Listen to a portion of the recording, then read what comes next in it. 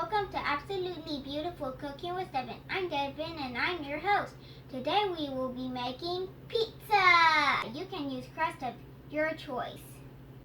You can use toppings of your choice. I will be using red sauce, cheese, pepperoni, olives, and my homemade pizza dough that you can find in the link in the description below.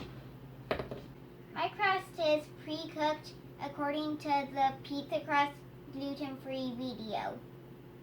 Now add sauce and spread around crust.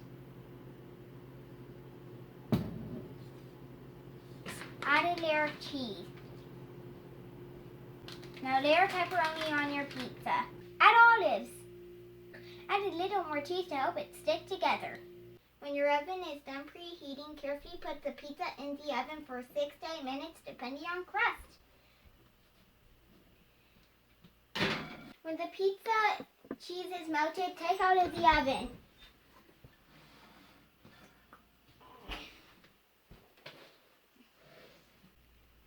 When the pizza is cool, slice, share, and enjoy. Make sure to go under this video, hit the subscribe button, and give this video a thumbs up.